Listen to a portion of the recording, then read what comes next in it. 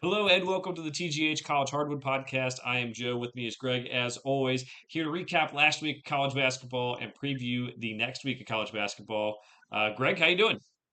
Great, except I feel like we're going to get in a huge argument during this podcast because we're on opposite sides, which I like. I don't like always agreeing with you, but I feel like we should have this discussion live as well. Oh boy, I will pull my hair out. What Greg is talking about, as we're going to start off here, that I added to the outline late, is that Charles Bediako has not going to be able to play. That's That's not not what what he's I was talking. talking I know about, he's but not talking about, but Greg is very pro Bediako playing. He's very pro Bediako staying in college and being able to play, and Alabama having no punishment, nothing. I'm very against it, but we're going to start there. I ended it late because it just broke right before we started, Greg.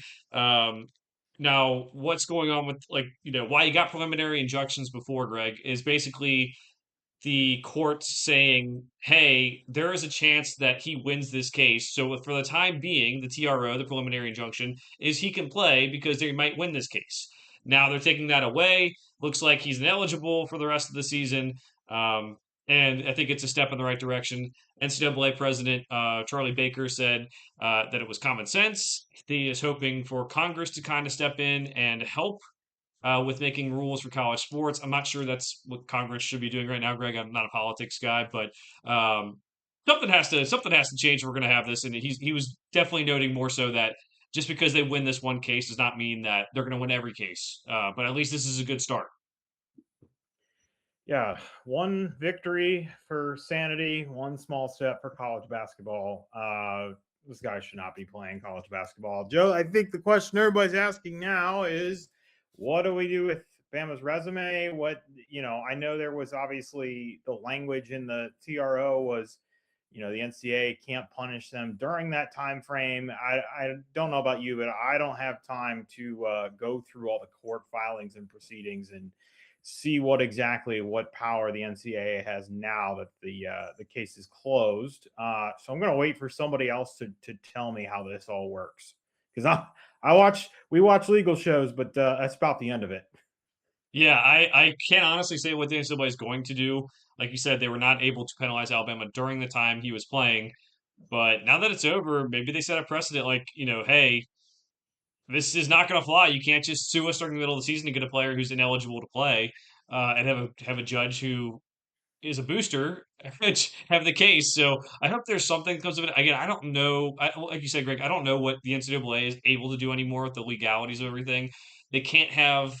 They can't really have stipulations on NIL. They can't, prevent people from making money in that way. And that's something that's going to have to be figured out in the future. Again, most likely becoming employees, for students, having collective bargaining, having a union, and that is also very complicated. So for the time being, small picture, Greg, Bediako is not playing, and that's all we can really say because we just don't know what they're going to do. Joe, I will say that it is. If you'd have told me a year ago that I'd be rooting for the NCAA to win a case, I'd have told you were out of your mind. But here we are. Yeah, they've come a long way since the days of penalizing schools for putting cream cheese on bagels, but here we are. All right, Greg, let's get to our weekend review to start. We're going to start it off on, what is it, Monday, February 2nd, Groundhog's Day. Kansas beats Texas Tech 64 to 61 in a pretty big game, especially for the top of the Big 12 standings. Now, this was a game where Darren Peterson did play. He played 35 minutes. Again, he's starting to play more and more, and just I don't know how much that's going to hold up. He had a big shot at the end of the game with around 40 seconds left, hit a three to put up Kansas up and help them get the win on the road. No Christian Anderson for Texas Tech in this game. But other guys, I mean, JT Toppin did have his best game. He only had 10 points on 5 of 18 shooting, but other guys did step up. They had four guys in double figures. That's just not something you always say for Texas Tech, but it was an ugly game, 64-61. Um, and yeah, I think it was just kind of proving that Kansas has maybe a higher ceiling than we ever thought now that Peterson is playing more. So, thoughts on the game, Greg? Yeah, JT Toppin had like 8 fouls in this game and managed to get away with get out of the game with three. Not sure Not sure how that happened, Joe, but there were times where I was like, that's a foul. That's a foul. That's a foul. It was like three or four instances after he already had three. So, you know, that definitely impacted him being on and off the floor. Obviously, that impacted his play and whatnot. But I don't necessarily know that I want to sit here and I don't know, criticize Texas Tech. I mean, this is just, I think we're back to the point where we were earlier in the season with Kansas. Good team, high ceiling, like you said. Um, Peterson was, I don't know, average for a lot of the game, and then bam, hits a three to tie, and then bam, hits a three to take the lead, and it just Texas Tech didn't get anything in their last possession and whatnot. So, um, a big step in the right direction for a Kansas team that has, had highs and lows throughout this season. They got a big game tonight coming up that we want to talk about. So I don't have too much else to say. Yeah, I think it's a good way to put it. Again, it's hard at this point of the season to have too many like great takeaways from great. We can definitely analyze, watch what they do, but you know, eh, other than saying Kansas maybe has a higher ceiling than maybe we thought going into Lubbock is a tough place to play. It's hard to kind of come away with takeaways, especially obviously Texas Tech not in full health there. All right, so we'll fast forward to Friday. It wasn't the best weekdays for college basketball, but we did have UConn at St. John's in the Garden. St. John's gets the win here, Greg. We had mentioned that UConn was winning games in the Big East, but they were struggling with maybe teams they shouldn't be. This was kind of more of a bigger test. We also mentioned St. John's needed that bigger win, as kind of like, the non-conference did not go as well as maybe they would have thought. And they got it. So, Zuby had a big game. Zuby edged for 21 points and 10 rebounds for St. John's. I thought St. John's did a great job of forcing turnovers. Silas Demery had 9 turnovers. He did do a great job of getting into the basket. I think it's an interesting thing for UConn to maybe explore more. 18 points on 7 of 11 shooting for him, but 9 turnovers is never going to get it done. And what was it? Caravan had 17 points for UConn, just wasn't enough. The defense wasn't there. And I think it's worth the conversation. One, I mean, St. John's, Rick Pitino doing a good job getting the team to come together. Dylan Mitchell being in the starting lineup has really helped. And we also have to talk about Greg, like UConn. I don't know. I think maybe he's been a little bit inflated at this point. Like, if you ask me what their ceiling is, how good of a seed they're going to be, there's so many questions that I think are just left unsaid, or excuse me, so many questions that are just kind of left unanswered by this UConn team that I can't, like, the Big East is not going to answer those questions for me the rest of the year. So it's going to be more of a crapshoot in the tournament for them, I think. Yeah, I mean, if you want to look at it that way, it's almost a little bit of kind of the West Coast Gonzaga thing where just with the way the Big East is, like they have not been tested. And then they get into this junkyard brawl with St. John's. And St. John's did a lot of the little things right. First to the floor on loose balls. They were physical. They were in your face. You already brought up the turnovers. That's really what killed them. St. John's took advantage of those turnovers and they got out in fast breaks a decent amount. But I there was a lot of things that I don't necessarily know that I want to hate on UConn because I felt like Joe I still like how active this offense is. I don't want to say it's complex, but so I feel like some other teams I'm watching this weekend, there's just times where people are literally just standing, playing five out, moving the ball around, but not much action. This team, it seems like they always have a lot of action, and I don't know. I still liked what I saw. I think I want to pay more homage to this St. John's team kind of rounding out and maybe finding some rhythm. A similar story to Kansas, I think. Joe, I know he's not maybe the starting point guard that we thought this team would have, but Dylan Darling looks comfortable. Not just from a distributing standpoint, when he's coming in with the second teamers and moving the ball around, but he's taking some good looks and looks comfortable shooting the ball. So, I'm sure it's not what they would have hoped for a starting point guard for this team. That's been the question mark, but that's a little bit, if he comes along and he's able to kind of lead the second team or maybe even at times when it seems like things are stagnant, get some first team minutes. This team can maybe take that next step that we thought they were going to be at in the first place at the beginning of the season. Yeah, I was impressed with them too. He scored 20 points per game last year at Idaho, or Idaho State, I prefer one of the two. Ohio State, yep. Yeah, Idaho State. And everyone was maybe thinking, oh, it'll be a nice like bench piece. Maybe he honestly kind of done what he's done so far this year. Maybe average 5 to 6 points a game, be a nice piece for the team, but there's a world where he now becomes an important part of the team, whether, like you said, off the bench, starting lineup, whatever have you, and could make this team kind of raise its level from what we thought it would be. Albeit St. John's right now is down to Xavier in the first half at home, 24-21 as we're recording this podcast. I did see So that. here we go. I Um, mean, I mean, just to recap, Joe, because if we want to focus on this point guard piece, people may have forgotten it was Ian Jackson's the point guard, Ian Jackson's the point guard, Ian Jackson's the point guard. And what was it like a week before the season starts? There's whispers, there's rumblings, and it's like, well, he's not really the point guard. And it's like, okay, is it going to be Isaiah Sellers? And it's, the offense seems disjointed at sometimes. And you brought up, I think, a big thing. It's been a lot of little things, but a big thing is Dylan Mitchell's been playing really well, and his introduction into the starting lineup definitely adds some, a little bit more of a dynamic look. He does cause some mismatch issues. He ends up when somebody smaller ends up on him or somebody bigger ends. I mean, he's just a really well-rounded player. Maybe not a great shooter, but high athletic, high drive, high motor player. So, yeah, I mean, I'm not going to say that this team is going to reach, where we thought they were going to be, which was, top 6, top 7 team in the country. But it's definitely at one point, I definitely remember them being like 2-4. Even beyond that, they had won some games and they had a winning record, and it was still like I'm ready. I remember saying on this podcast, like, I'm ready to have the conversation about, are they going to make the tournament? I for sure said that. Obviously now that's, out the window. So maybe the sky is falling a little too early. But I mean, they've had quite a bit of progression since then. Yeah, they definitely have. Excited to see, I think, Greg, down the stretch for these teams, how things finish out in the Big East and the Big East tournament. Just kind of going back over some quick hitters from the rest of the week, Greg. We'll start with the Big East. Villanova beats Seton Hall. Seton Hall now looking like maybe not a tournament team, 52 in the net, have some work to do at the very least. And then also Alabama and Texas A&M played. Alabama won that game. Alabama also beat Auburn this weekend. There was some nice G League dropout chants against Alabama when they went to Auburn. That was really cool to see with Charles Bediako.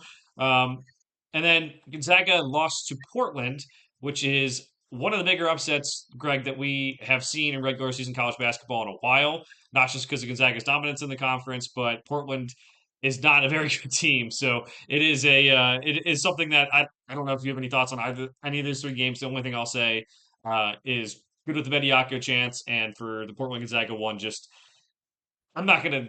It happens. I'm not gonna ding Gonzaga too bad. I just, if they take another loss in WCC play, maybe I'll kind of reevaluate. But these type of things, upsets happen. That's why we love the sport. I'm not gonna ding them too much for that. Yeah, Joe, did you hear the fun story about the Portland coach? I believe I did. Yeah, go ahead. For the people listening to us, their team, I guess, has just suffered illness after illness, and they've been short on bodies. So their coach gets in and practices with him, and he tears his. Well, I don't know if it was his Achilles. I thought it was his Mhm. Achilles. So Yeah, he's coaching. He's coaching this team on a tournament. Not that he needs it. You know what I mean? It's just like everything, going against them. They're going up against, a team that's won, double digit games in a row. They dominate this conference.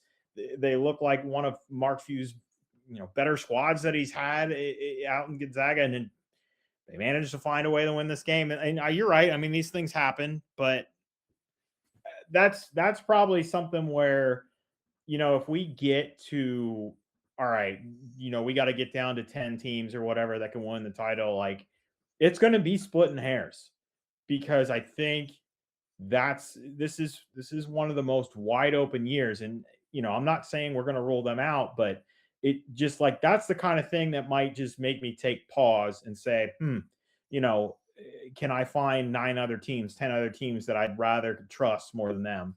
Um, we talked about A&M, like, hey, this is your chance to prove it week. You already said, um, they lose to Bama, and then they play Florida over the weekend, and it was like 15-2 to start the game. They were like 1 for 15 to start from the field. So, Joe, I don't want to spoil our game for the people, but probably taking them out this week. Um, Seton Hall drops to 52 in the net you did mention the loss to Nova. That was a good opportunity for them. Creighton, they lose away, and right now it's a quad two loss. I don't know if it'll drop to a quad three, but they're kind of running out of runway. Uh, especially if we look at their schedule that's coming up. Let's see what they got left. I haven't looked at this. So Providence, Butler, DePaul, Georgetown, UConn, Xavier, St. John. So two of those games are good, and the rest of them are don't lose type. Like they're not really going to help their resume, but and a lot of those are at home too.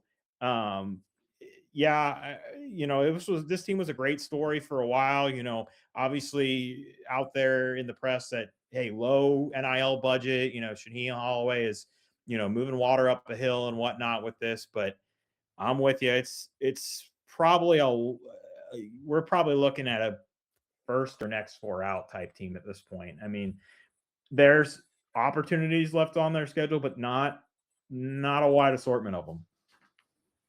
Yeah, definitely. Greg, let's keep it going with the quick hitters here for Saturday too. Just keep that rolling. We had Wisconsin and Indiana play. And honestly, Brutal, Indiana brutal. wins. Yeah, there were some rough calls down the stretch that I would say 99% of the time, whether you agree with the call or not, the whistle 99% of the time stays in the pocket in those situations. So again, maybe not the most consistency. I saw a lot of tweets after this game, Greg, that there's been a lot of blunders in college basketball officiating this year that are like really impactful things. That's something that we hope is gonna get cleaned up before March. We also had Indiana losing to USC. Elijah Arenas is really stepping up for that USC team. Scored I think 29 points in that game. Greg, anything about those two Big Ten games before we move on to the other quick hitters? Yeah. The only other thing you mentioned is Arenas has the game-winning shot, not at the buzzer, but the winning bucket in their next game. And I can't now for the life of me can't remember who USC just beat, but so maybe that team's finding a little something. Joe, this Wisconsin team we've mentioned at some points, like, hey, maybe they could be something. This one is, it's like a win that I don't think would be overall meaning. I don't think it'd be a huge one to win in Bloomington, but just with the way those calls went down the stretch, and for reference, the Nick Boyd charge, I initially said, I don't know if you actually caught the end of this game or not. Mhm. There were definitely several questionable calls, but live I saw the Nick Boyd charge and I said, "Oh, that's a bad call." And then they do the replay and I saw the arm extension. I'll say this, it's it's understandable, but it's still 50-50 at best, and with all the whistles that went not their way, it does seem like a little bit cooking on that. So these are two teams, Wisconsin and Indiana, that might be in the mix to be something. I don't think either of these are second weekend teams unless the bracket rate breaks really well for them. We mentioned USC as well.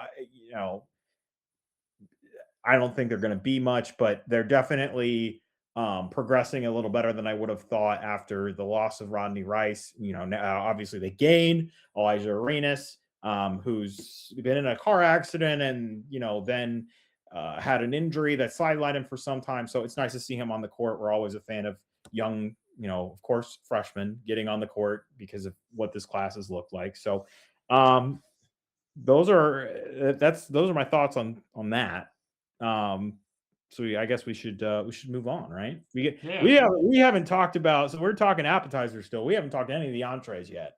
No, we still got two more quick hitters to get to, Greg. Oklahoma beats Vanderbilt on the road. Xavier Brown has 20 points. Tamar Tanner had an incredible game himself, 37 points, 9 assists, and 5 steals. That's Oklahoma's biggest win. They're not going to make the tournament unless they go on a deep, deep run and just win every game from here on out, pretty much. Vanderbilt taking some losses in SEC play, I think they've done enough to be like, hey, they're a solid team, but it's gotten to the point now where they lost the three in a row a couple weeks ago. Now they lose to Oklahoma. Definitely some question marks about their ceiling to go on. And then the other quick hitter from the SEC, Greg, Kentucky beats Tennessee. They come back late in this one again. Otega Owe has 21 points. I think he has a streak of like 4 or 5 games straight with 20 points. Kentucky has won 8 of their last 9. the net ranking hasn't changed for Kentucky much, even though they have some quad one wins in that time, which is kind of confusing for fans. I would say is like how does the net ranking stay at 28 with everything going on with teams like St. John's and Tennessee, like a couple spots above them. I mean, obviously there's some algorithms going into it, but that's something confusing. But Kentucky gets the season sweep out of Tennessee, and it is very important. Obviously, they're banged up with the three guys injured, but now it's getting to a point now where they're fighting for first place in the SEC on Saturday, Greg, against Florida, which is going to be something that we talk about here later on. So, anything about those quick hitters? Yeah, I think if you told Vanderbilt fans they'd be 19-4 at the beginning of the season, they'd take that. I think what stings is the three in a row that included a loss to Texas that wasn't pretty, and then losing this game to Oklahoma is just a real head scratcher.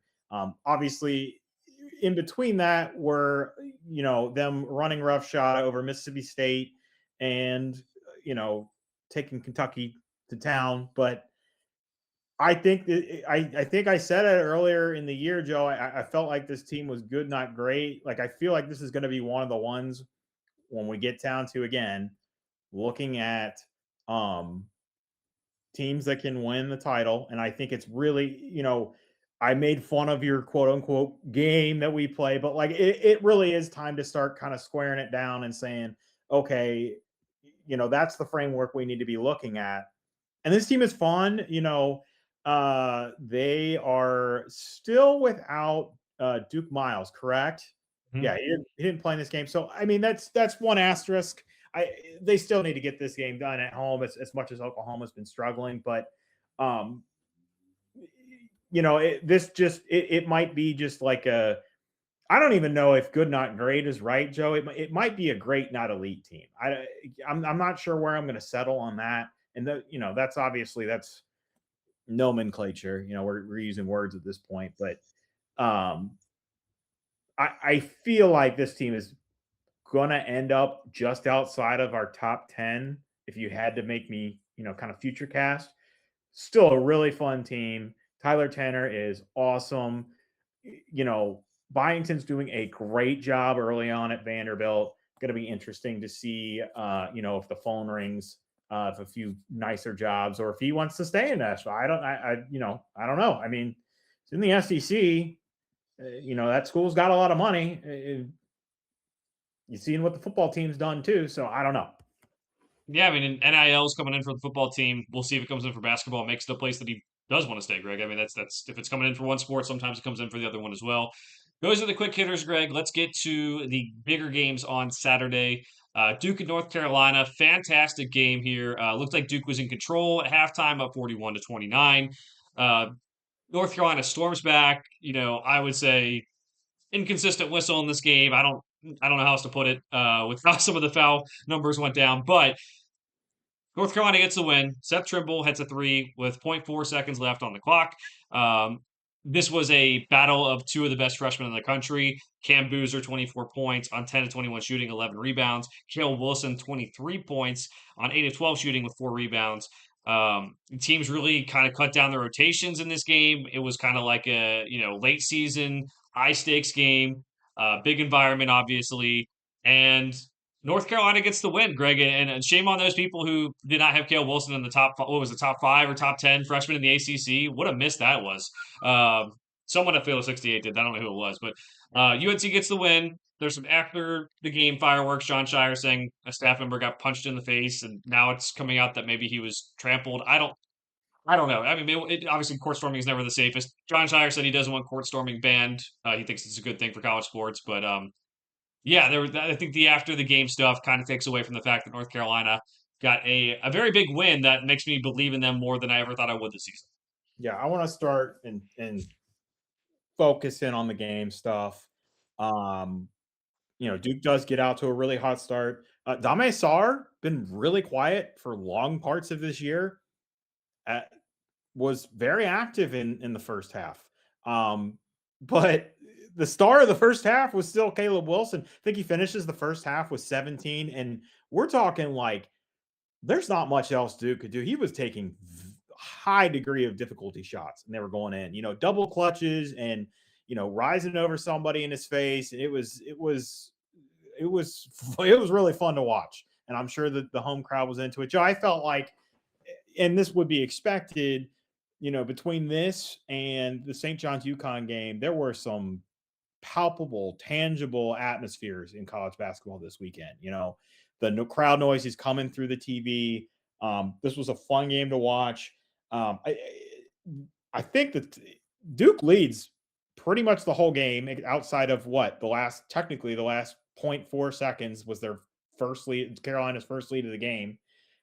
I think I started noticing it was one of those things where Carolina was just kind of hanging in, staying around. And then Visar, who had kind of been a non-factor for a lot of the game, has like 4 or 5 buckets in, like 5 or 6 possessions, really comes alive. And then he hits one of the big threes. I can't remember I think that was the one that Visar was the one that tied it.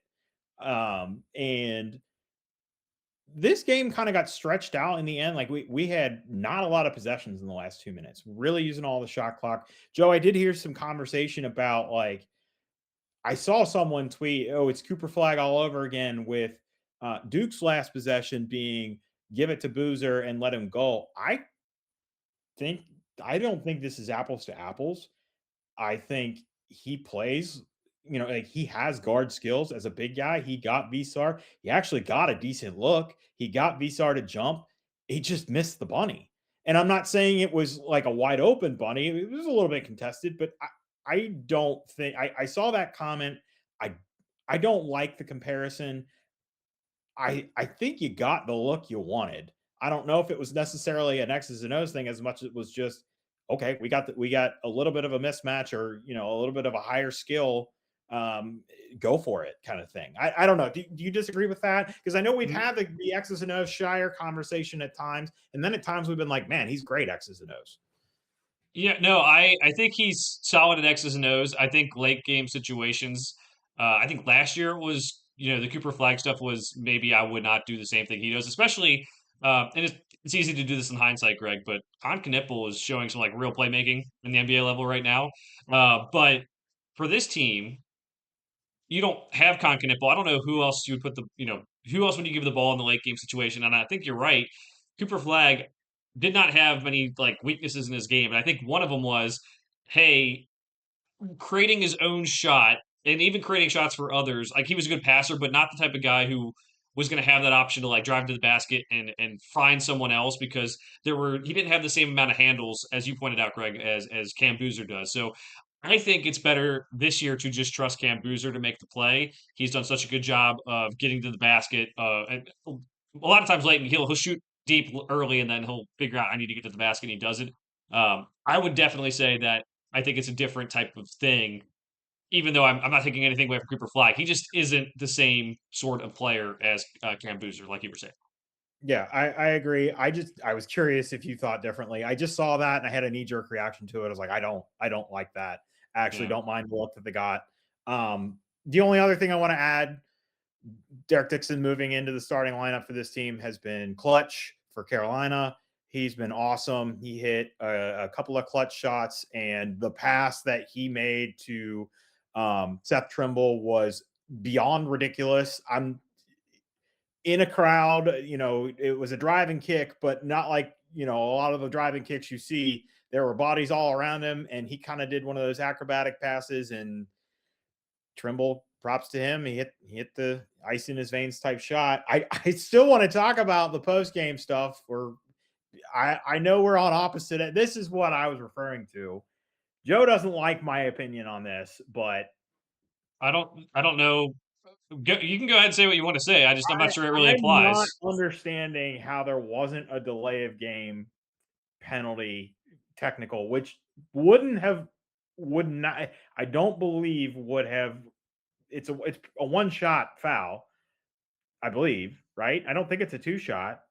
Believe. Even if it's a two shot, it's a 3 point game, so it doesn't matter. They had to go the full length of the court and they needed a tip in. So I don't think it affects the outcome. I, I'm not sure how that you I don't know if we're going with, well, the clock said zero, then anytime there's a clock operator error and the buzzer sounds, we can run on the court now. I don't like that. It clearly disrupted the game. I just if there was a time to call it, it's then. Yeah, they just never do. That's always been my point. They never call this. People storm the court early. Um, there's not often times people storm with 5 seconds left or something, so I don't think that's an issue going forward. If there was something to do about this, Greg, I think it's more of an off-season thing where it's like, hey, we'll start giving delay game technicals for this, but there's plenty of times where a game, even if like the clock doesn't go to zero, but the clock stops at point three or point four, and like people storm the court because they think it's zero, and yeah, I don't know. That's all I got to say about it. I just don't. If your argument is that they should have done it for this one specific case when they haven't done it before, I think that's crazy. If your argument is they should start doing this, then that's fine. I think it's something that has to be addressed in the offseason. That's all I have to say. It's probably more of that. If we're gonna do points of emphasis, like this is the kind of thing that needs attention because God forbid there was a second left, and I mean that's a lifetime of difference from point four. Like point four, I mean there's not really much they could have done. Mhm. But if there's a full second left, that's a catch and shoot, a legitimate catch and shoot. That's way different. My thing is, and I understand you're at the game and it's emotional and you see the shot go in, but it was very clear once that ball went through the net. Hey, there's time left. I honestly thought if you would have made me bet money, I would have bet there was more than point 0.4, but that's what they put on the clock because that's when the ball went through, when it completed the action of going through the net. But I just, it felt really easy to tell there's time left. Yeah, I'm not sure if people at the game are going to see that the same way, or maybe they'll be drunk, or in the student section can't see everyone. Everyone's arms are going up when you make a big shot. I don't know, but I will say I'm happy they didn't call the technical. I will also say that people who want to have an argument about North Carolina storming the court because they're a blue blood program and beating, it was, we've done this before. Kids are going to have fun. Let the kids have fun. If they want to do it, that's fine. I don't necessarily agree with that. Was storm the court worthy because you're the blue blood you are, and you're playing a rival, and you beat them all the time. But that's it is what it is. I wish there wasn't as much on Duke's end. The staffer's okay. No one can find video of the guy getting trampled or getting hit in the face, whatever it ended up being. I wish the emphasis was more on this game. Maybe for casual college basketball fans, like the controversy of the court storming is good, but man, like I don't know, like this was a good basketball game that gets overshadowed by it. And I think that kind of stinks. So Yeah, Joe, the only other thing I did forget to mention this when we were talking about game stuff. I know there was some commentary about the whistle. I, yes, North Carolina only had one foul in the second half. I'm not sure there was a lot of. Maybe you feel differently. I'm not sure there was a ton of. I mean, I didn't notice a lot of egregious things. I wasn't sitting there saying, "Man, Carolina should have 8 fouls." I mean, maybe one or two, but I don't think it was that egregious. I think some of it was just the play style in the second half. I think it was too. I mean, I would definitely calls, but that could go either way, or could have gone the other way, I should say. But it wasn't. It wasn't like one of the most obviously bad officiated games. I think it was just questionable calls, and anytime a team blows the lead like that, it's just being magnified with everything. Um, Greg, just I think last thought for me on this game. I would say if you're a Duke fan, I would be not concerned about the overall talent of this team or the potential to win a championship. If you're a fan of the team, we have our reservations about the guard play, but I would definitely be scared that no lead is safe for you guys because this happened to Texas Tech and now it happened to North Carolina. And if I'm a Duke fan after the last couple of years, what's happened in the tournament, last year to Houston, oh boy, no lead is safe. Maybe that makes them lock in more, but that's something I thought of when I was watching this game. It's just like if North Carolina comes back, how many times they're going to have teams come back on them when it seems like they should. Like obviously Duke up 12 at the half. I mean, you should win that game, obviously, but there's something to think about for March. Is like I don't know if that's going to affect when I pick them to lose or how far I pick them to go. But if I'm a fan of the team, oh boy, I'm not comfortable right now. All right, let's go to Michigan State and Illinois. Michigan State had this game at home. They're able to win 85-82. Uh, there was a lot of talk, Greg. We can get into that a little bit too about Jeremy Fears from Tom Izzo about his dirty plays and kind of Grayson Allen-esque type plays going on here. And talking about, oh, I might bench him after some stuff that happened earlier in the week with Minnesota where Michigan State lost that game. He ends up playing. He plays awesome, 26 points, 15 assists. He had a big 3-point play in overtime to put Michigan State ahead and kind of give them the win. Um, you know, that's something we can talk about after the game and the guard play issue for Michigan State outside of him is something we can talk about. But Illinois, no Kylan Boswell again this game. Keaton Wagler had a very, very bad game, 2 of 16 shooting. He did finish with 16 points, got to the free throw line and everything there. Jackson Kohler had 16 rebounds for Michigan State. It was one of those gritty wins that Michigan State is used to getting. They didn't shoot the ball well from three, under 30%. They did win the rebounding battle 48-38, and they played obviously good defense on Keaton Wagler, who has been Illinois' best player over the last couple weeks here. Yeah, I was really impressed with Michigan State defense, and I know it's 82 points, but it's 82 points in overtime against the top-rated Ken Palm defense. You take that with a lot of teams putting up 90s, low hundreds. You take that, especially with an extra period. They really, really got physical with Keaton Wagler, and there were some things where it was that's maybe a foul, but I mean, I don't know. This might be tape that other teams are going to look at and say, hey, maybe that's the trick with the kid is it just felt like he was off kilter because even once he got those open looks that he's been getting, the deep ones and the mid range ones, they just were not falling for him, and it just kind of felt like they just were bothering him enough that he almost felt a physical presence even when he was open. And the quarterback term is the happy feet and stuff. It kind of felt a little bit like that. And it's weird because the kid is, I mean, his face is stone cold. He doesn't get very emotional. So, I could be reading a ton into that, and maybe it was just an off shooting night, but it was noticeable how much physical play was sent at him. You already mentioned no Kylan Boswell. That's a major factor for this team.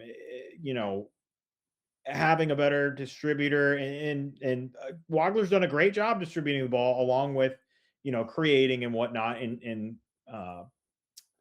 Boswell's absence. Mirkovic running the point here and there, that's been okay. So if anything, maybe they've found some options. East Lansing's a hard place to win. I'm still in love with this team. Their first loss in quite some time. So I'm not going to really drop them. If anything, I walk away from this game maybe realizing that I wasn't as high on Michigan State as I should be. It's a real shame about the Jeremy Fear stuff because he had a fantastic game. He was eating the drop coverage from Illinois alive, whether he was taking mid-range jumpers or, finding the open man and whatnot.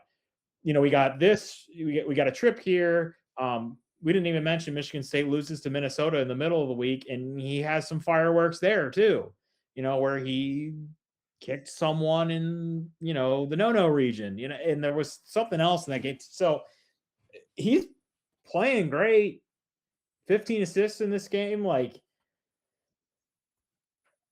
it just stinks that, it's almost like the two marquee games as far as or two of the three marquee games that we had, we got to talk about off the court stuff, and we can't just focus on, the on the court stuff between this and the Carolina Duke stuff. I don't know. Hopefully it's one of those things where, okay, maybe there's just been a few things that just kind of look funky, but this goes away. That's where I'd prefer it to be, especially with this team looking as good as they are. Joe, I was really impressed, extremely impressed with how this team did rebounding. Illinois has so much length. They even brought up, I know we've been saying that out loud, but they brought up, on average, the players are 6'7". So they have the tallest team in the country on average. So this isn't just hey, it kind of looks like that. It's the truth.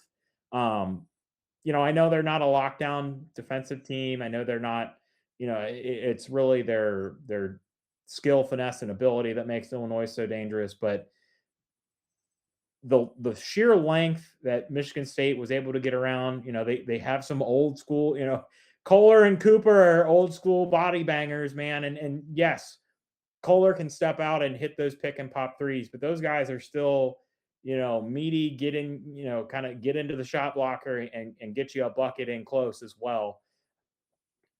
Yeah, I I definitely walked away more impressed with Michigan State than worried about Illinois. yeah, they can win their brand of basketball, and I mean they're trying to figure out the other guard spots around Fears. They really have been trying. It just hasn't worked out. Greg, for Illinois, their first loss mentioned in a long time since December 13th against Nebraska.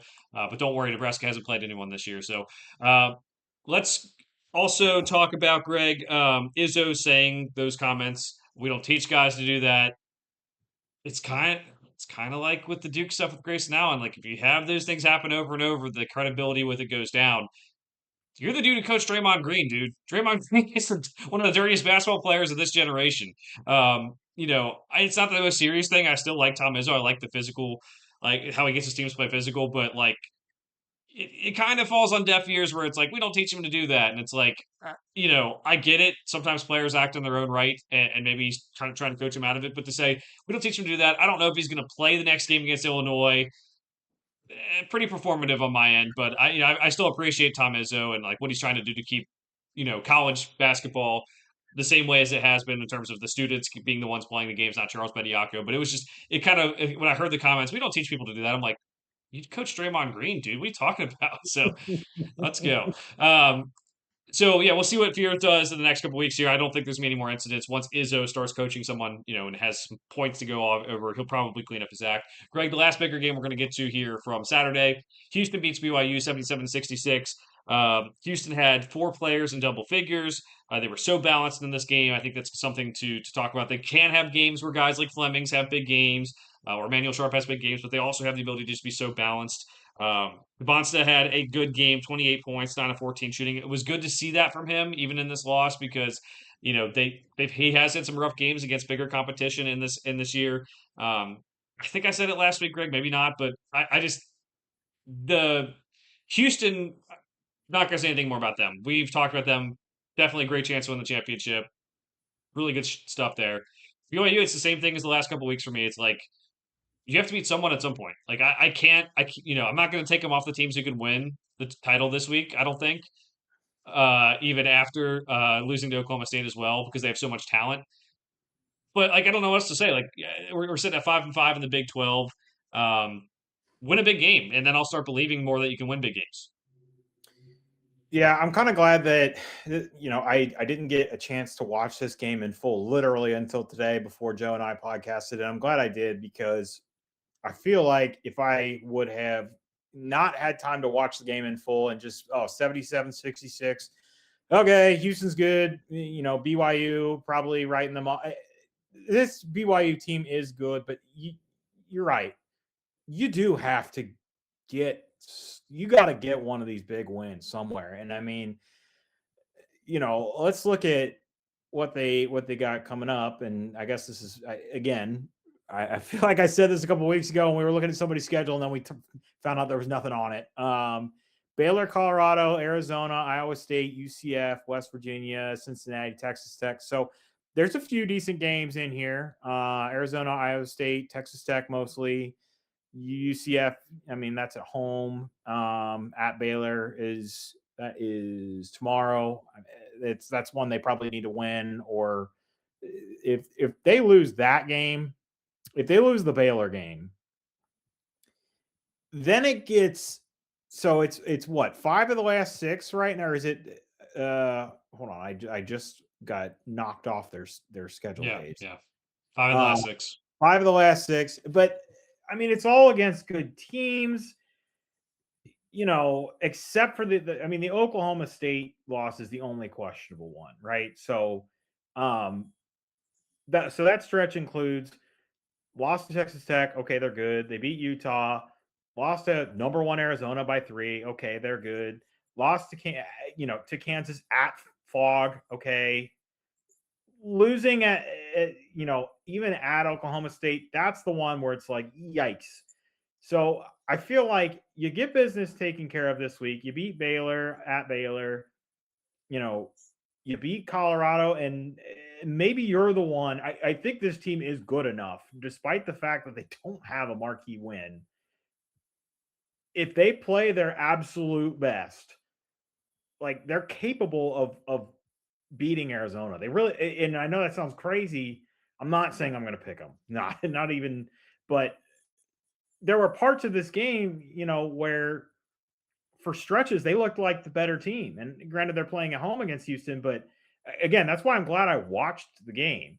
Mhm. Um, you know, Devonsa is definitely he's different. It's his footwork. It's not a lot of overpowering. Rob Wright is just so quick and shifty. Saunders is able to knock down a couple of threes when they need him to. Keita offers, some rim protection. It's a well-rounded team. They played decent defense at times. You know, it's just we at some point you gotta get that marquee win, and you beat Arizona, and it's okay, maybe. I feel like Joe, again, looking ahead, if they lose to Arizona, they lose to Iowa State, they lose to Texas Tech, I feel like we're almost going to be forced to say, yeah, we got to take you out of our teams that can win the title. But it's going to be one of those where it's like, I almost feel like they still can. They just never got it done in the regular season. But I mean, if you don't show us anything, you know, there's not much we can do about it. Houston, the only thing I really took notice of this game, um, they do a good job of helping, but not over helping. And it helps when you have guys that can actually stay in front of Rob Wright and stay in front of AJ Devonta. But watching some of the ball this weekend, you notice some teams that way over help. And this Houston team in general plays. I've said it before. They play good team defense, but they do a good job of kind of walking the line between staying at home and helping, and that's noticeable to me. And they didn't get frazzled when BYU takes a lead, and they're hitting big shots. They just kind of stay mellow, stay calm, do their thing, and blah blah blah. Another win. Yeah, Greg. One of the last points I'll make on this: the last game that means anything for BYU that they won was against Clemson. They also have a win against Miami, and Wisconsin. They just have not done it in Big 12 play. This is going to be a team that we might say, even if they get one of these wins at the end of the year when we're doing this for real, it might be, hey man, your Ken Palm numbers just do not add up. You can't win the championship. And we're getting to the point now where they haven't held a team. They have, I think, some defensive talent. I don't think it's the greatest defensive talent, but they have some defensive talent. They haven't held a team to under 70 points in Big Ten play. The last time they held a team to under 70 points was Abilene Christian. Now, you might think that, like, hey, that's kind of a low number. I mean, like you said, Greg, they played teams like Oklahoma State. They let Oklahoma State score 99 points on them. Like, this is, they have the offensive head coach they want, but they need the defense. This is, in this stretch where they have played good teams, 84 points given up to Texas Tech. They did beat Utah, gave up 78 points. That's probably too many points to give up to Utah too. Kansas scored 90. Oklahoma State scored 99. Houston scored 77. 99 to Oklahoma State, man. Like that's I Yeah. feel like when we get down to knocking teams out, that might just be the one that's like, eh. Hmm. Again, we'll be splitting it. I'm almost at the point, Joe, where it's like they're gonna probably need to stay on our list, despite how talented and how good this team is capable of being. They may need two of the three of these big games that are coming up towards the end of the season. I just they haven't done themselves any favors up to this point. Hmm. When did you do your last bracketology? I'm curious where they were at. And I hate to be, if they're like what, a 5 seed, a 6 seed? I think it was 2, 3 weeks ago into the last bracketology, probably come out with another one next week. I would have to think at that point they were,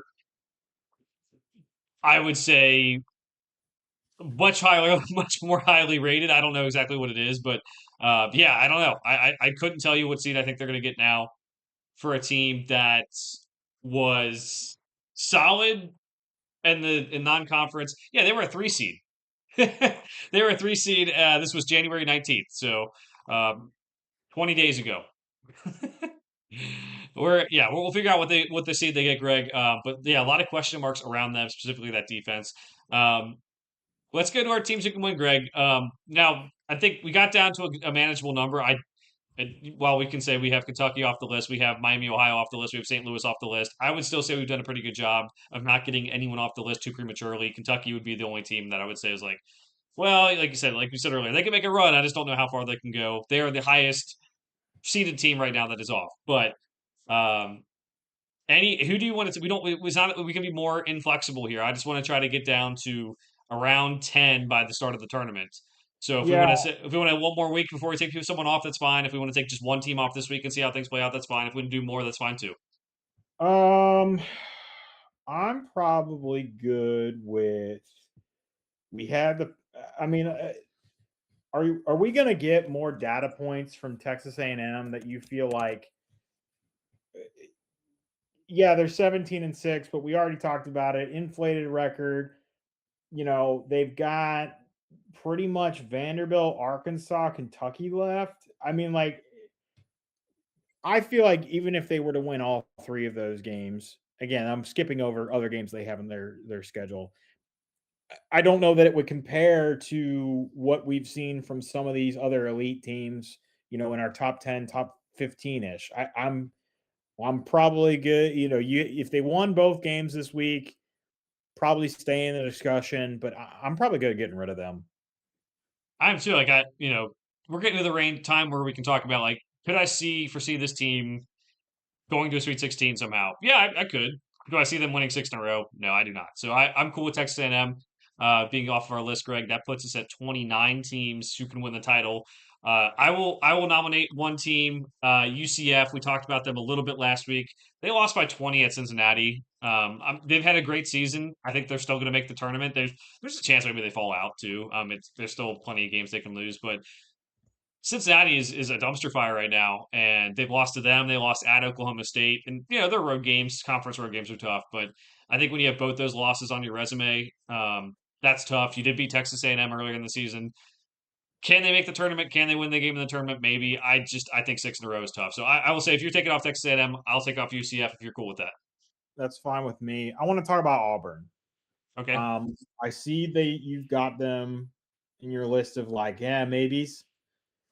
Um, so obviously they won at Florida. Their other big win was at home against Arkansas. So they, unlike our friends in Utah, unlike BYU, they actually have some decent wins. But they also have a high volume of losses. Um, but then again, you start looking at it, it's like, all right, here's their losses: Houston, Michigan, Arizona, Purdue, Georgia, A&M, Mizzou, and then Tennessee, Bama. So like, it's like they've had some marquee wins, but they're 14-9. Yikes! I mean, I guess they got Vandy and they got Arkansas this week. So they got Arkansas for the second time this week. I guess maybe keep them in and see how this week goes. But honestly, before I looked at their schedule, I was kind of leaning towards take them out. But they got some opportunities this week, and I feel like especially if we're going to be a little more lenient over the next week or two. I feel like the calendar turns to March 1st.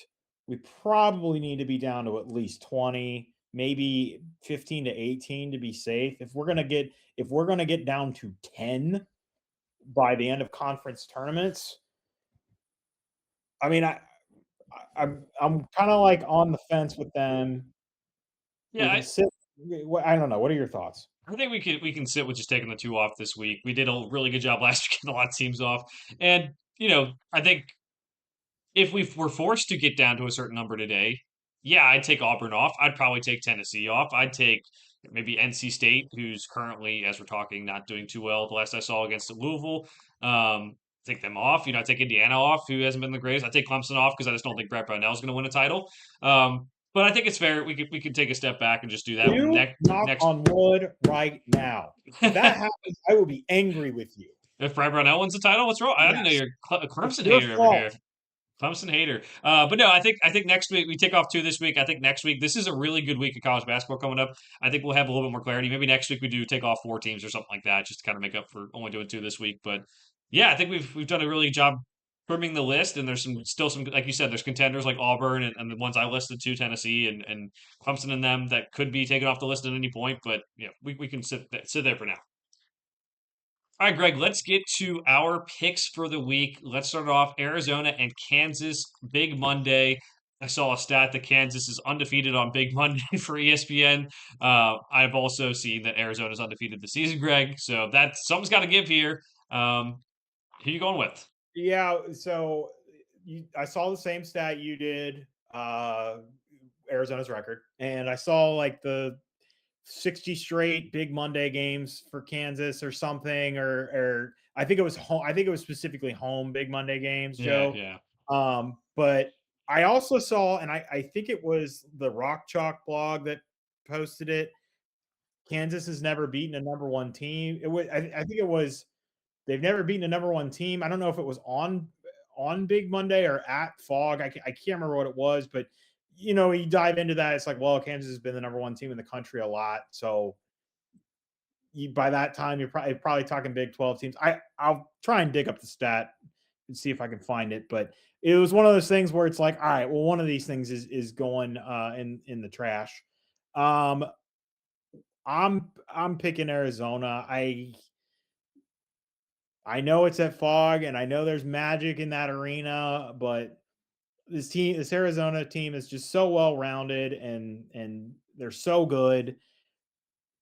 I think they're going to trip up at some point. I do. I don't think they're going into the tournament undefeated. Where exactly that's going to be, I'm not sure. I wouldn't be shocked if it was this game, especially with the rhythm that Kansas has found. But for as far as this game in particular, I'll take Arizona. Yeah, Arizona has, I believe, I mean, I know last week we said it was Kentucky. That's what they said on the broadcast.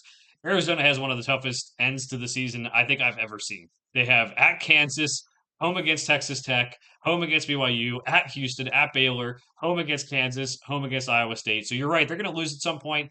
I'm taking Arizona in this one, though. I think this is the safer pick because we never know what Darren Peterson's going to do. Is he going to come out of the game? And, are they going to go down early and then he's going to come back second half?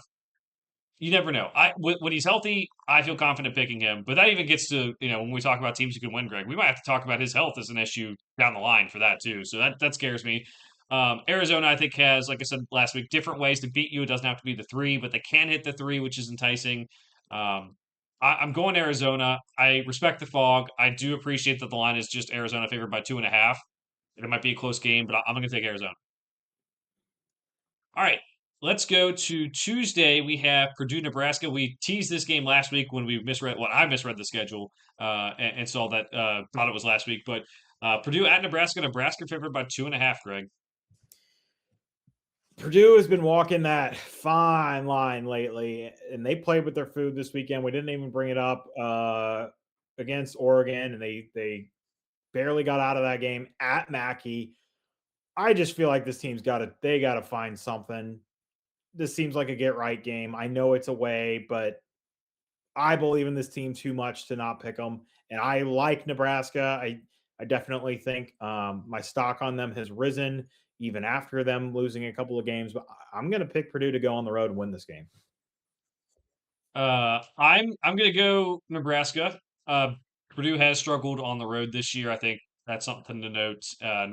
Nebraska ball is going to be in full force, and we talked last week, Greg, about ranked mass not maybe being in the full swing of things when they lost the two straight games when he came back for the second game of the week.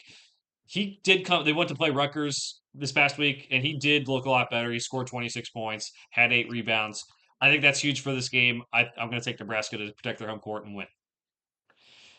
Moving on to Saturday, let's start off with Clemson and Duke. Greg, we just talked about Clemson. Would be nice for them to get a big win. And for Duke, trying to rebound after losing to North Carolina, they will play Pittsburgh earlier this week, though, too. Picking Duke to win this game. Please, for the love of all that is holy, Duke win this game, because I do not want to have Brad Brownell as a national title contender conversation. I don't. Hmm. I'm not. I, I know you say I'm a Clemson hater, but as you are aware, this podcast has been anti Brad Brownell for some time. You may have forgotten it, but we just did not like the trickery that has happened with this team, making us think they're good and then not being good, and yada yada yada. I just want this to get put to bed. Can I say something, Greg? Yeah, The well, it's your company podcast that I'm guest starring on. So yes, you may say something. we just had the conversation about Texas A&M not beating anyone. What is Clemson? What has Clemson done? Like I get that they're 20-4, but and I think they have a fair ranking right now, 20th in the country. Even if they somehow win this game, I don't know. I don't know if I see national championship contender. I'm with you. I don't think this is a team that I hope they don't. Well, I always hope Duke loses, but I hope they don't win and kind of get people to think that they're going to be like based on one game. But like every other big game, they've kind of lost. They lost at Georgetown this year. They lost at Alabama. They lost to BYU. I guess they have the win over SMU. How good is that win? I don't even really know, to be honest. And then they beat Georgia as well. But like, that is super weak for in terms of like big wins. So I'm Here's why going. I hope they lose to Virginia Tech, and I don't think that's a crazy thought to have, even though that's at home, and then they lose to Duke, and we can take them off our list and move about our way. There you go. We're both going Duke for that one. Might be a good game between Clemson and Duke though Saturday. But we're both taking Duke. Greg, next pick up we have Kansas and Iowa State. Mentioned some of these Big 12 teams have very interesting schedules down the stretch. I really like disagreeing with you. It's a lot more fun, and I love Iowa State. Well, we talked about it. There's maybe some wrinkles, some ripples, some cracks. Kansas is maybe finding its rhythm. Darren Peterson's playing over 30 minutes in games. We'll see tonight when they play Arizona if that's still the case. I like Kansas to lose on Monday and then be fired up Saturday, go into Hilton Coliseum and win the game. Wow. All right. You're usually an Iowa State guy, More so magic. I'm surprised. Flipping it up. Let's see. I'm going to go Iowa State in this one. I do think Kansas is a team that could possibly have a higher ceiling than Iowa State, which is crazy to say just based on what we do preseason. Uh, but I think it's crazy what to say based on preseason. Well, it is, but it's crazy. I think it's crazy to say based on like 3 weeks ago. Yeah, and honestly, Iowa State still only has 2 losses on the season, so it might be crazy to say, but more about Kansas and what Peterson can do than anything else. Um, Greg, I think that I'm going to trust their they're mostly the three guys who returned, Silovich, Jefferson, and Lipsy in this one. Lipsy's had some ups and downs this year in terms of scoring the basketball. He needed to be a guy coming into this year who's going to score more, and he has for the most part. Um, I'm going to trust them at home to get this win. They have a lighter game against TCU, at TCU, but it's still a lighter game against TCU. Can they get that win and kind of just, come back home, big spot here, ABC 1 p.m. game and beat Kansas? I think they can. I'm going to go Iowa State. Kentucky and Florida, like mentioned earlier, could be for the lead in the SEC. Greg, who you going with? I cannot bring myself to pick Kentucky. Though it would be fun and it would be funny.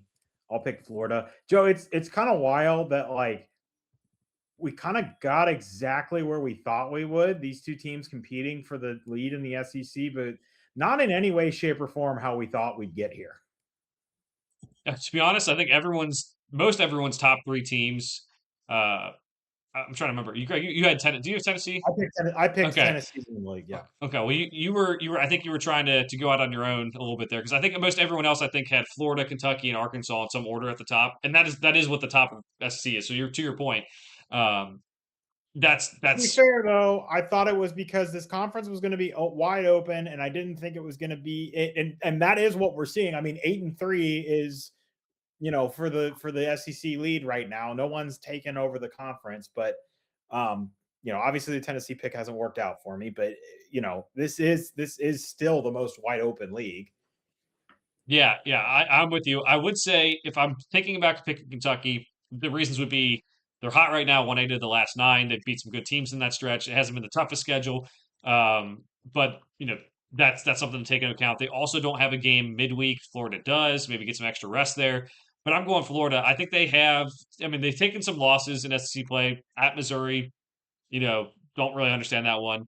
They've lost to Auburn, but for the most part, they have gotten back to what we thought they would be. The guard plays improved. The bigs are playing very very well. I'm going Florida at home. I think this regular season finale where it's at Kentucky, I could see a world where I pick Kentucky instead. But I think just on the road is a little bit too tough. Joe, the only point I want to bring up X's and O's, well, not X's and O's, but more Jimmys and Joes. Do you know what? And I feel like I've asked you this like 3 or 4 times over the past couple weeks at this point. Do we have an update on Jaden Quaintance? Because I asked that because that is the kind of X factor when they're going up against a Florida team that has several good big guys that could make a huge difference in this game. Yeah, it sucks that they don't have Jalen Lowe anymore, but like having Quaintance on the floor against those several Florida bigs might be enough to make this a really close game. I didn't mean to cut you off. I don't know if you've heard or seen anything. I'm searching Twitter right now to see if there's anything, but I'm No, not seeing it. so all I've seen for both Quaintance and Jalen Lowe, which we thought Jalen Lowe out for the season. Now there's like Instagram comments is all we got. Is we're going off Instagram comments. Is maybe he could return before March. That was Denzel Aberdeen commenting on Jalen Lowe's Instagram picture. With Quaintance, all I've seen is the same thing. It's rumors of maybe he comes back earlier than we think. And for a guy that just has this lingering injury, I don't know how to answer that. So my assumption is act like they're going to be out for the season, to be honest. And if they come back early, be happy with it, just because it's so. Um, it's just because it's so nebulous with what's going on. Mark Pope's made comments about it being day to day for Jaden Quaintance, and it's like, okay, dude. Well, it's been like how many weeks? 2, 3 weeks since he's been out. So I don't know. And honestly, you got to think about like, do you want to mess up the chemistry too? Like either of those players really do change the math in big games, but maybe work them in a couple minutes at a time too. So that's something to watch out for. All right, Greg. Those we one more pick for the week. We have Texas Tech and Arizona. This one is at 6:30 on Saturday Eastern time. Who you going with? Yeah, how dare you write off picking this game like you should because Arizona's going to win it despite how good Texas Tech is. Hey, just again, same comments as talking about tonight's game for Arizona against Kansas. Well-rounded team, lots of different ways they can beat you. They can play at different tempos. They, it's they're not undefeated this late in the season by mistake. It's a well put together, well-rounded team, and they play well. They play together. You know, Arizona wins this game. It's at home. There's Texas Tech is good, man. They're good, but this is not a game they win. I can't see it. I can't either. Again, if it was at home, I do think, even though they just lost at home, I do think it's a different story for this team. But going on the road to Arizona, having everything that needs to be right go right in terms of Christian Anderson plays well, JC Toppin plays well, and then also other guys step up. If we're picking against solid teams, that's fine. Like I would take Texas Tech. We're talking about the number one team in the country, undefeated record. A little bit of hope there. They still have a lot. Texas Tech still has a lot of talent. Arizona has two big games this week. Maybe they fall asleep at the wheel at one of them. Texas Tech picks them off, but that's what I would say is Arizona is going to be the pick for me, especially because they're at home. All right, Greg. Any other games to watch? Any other notes you want to go over before we sign off here? Goodness gracious. I tried to, but there's just so much actual for once. Well, not for once. There's a lot of marquee games this week. There's other watchable games, but I'm gonna be so hyper focused on the the bigger games that I want to watch them all start to finish, whether it's live or after the fact. That I don't know that I'm going to give the people more homework to do at home. Joe, I do want to make heads or tails. See if you can make heads or tails of what Rothstein tweeted live about the Bediako situation. I don't know what on earth this means. I mean, so tweet reads: the NCAA Tournament Selection Committee will evaluate Alabama for the 2026 NCAA tournament by the roster that for it has available for March Madness per an NCAA official. So by the roster they have available, does that mean they're treating it like Bediako was good to go in the games that he played, and it's like they're treating it like he's a hurt player they lost for the season? That's how that's reading to me. That's reading to me like we're not eliminating those games, but we're saying it. I don't know if you have a different opinion of what that reads. No, And this to is be allegedly from an NCAA official that Rothstein is quoting. to I think this, yeah, it doesn't take away what they've done. I'm sure that could change too if they, I don't know, maybe because it's still going on. The TRO's over, but doesn't mean that like litigation might not stop now. It's my interpretation. I would say to your point, Greg, it sounds like a player who gets injured like before the tournament and then he's not available anymore. They do ding teams pretty severely for that sometimes. So like, obviously Kenyon Martin for Cincinnati is the big example. They go from a 1 to a 2 seed after he's injured. Other ones too. You lose seed lines because of it. So you know that does, I think, create some issues for Alabama, Greg, because if they are going to say they're 3-2 with them, and then like, oh, what are they going to be without them now? I mean, the 23 in the net, they're probably pretty solidly in the tournament, but how many seed lines do you move a team down at this rate too? Like, and what if they finish the season really really slowly, and then it's kind of like what happens? So that's the way I read it too. Is just they're going to be without one of their players. The NCAA tournament will evaluate that the same way, but we'll see if anything changes there too. I hope to God that we are not back here in a week or two talking about how they took it to the next circuit court and there's another I'm ready to be done with this. This is I heard someone say this is off season stuff. We need to not be doing this during the season. And I understand that that's not how the timeline works for these players. They want to play now, not waste, the time that they have available, but this really needs to be off-season stuff. I've had enough of this. I don't want this taking away from March, from conference tournaments, from March Madness. We just need to be done with this talk. Well, Greg, that young man wanted to finish his education at Alabama, so looking forward to seeing that transcript and seeing what he does the rest of the semester, since he's definitely going to stay on now. But no, we'll keep updating people on that. Remember, Joe. Now he can go play in the G League All Star game because he got fan voted into the G League All Star game. Yeah, there we go. That would be really. I hope he shows up. That'd be actually really funny.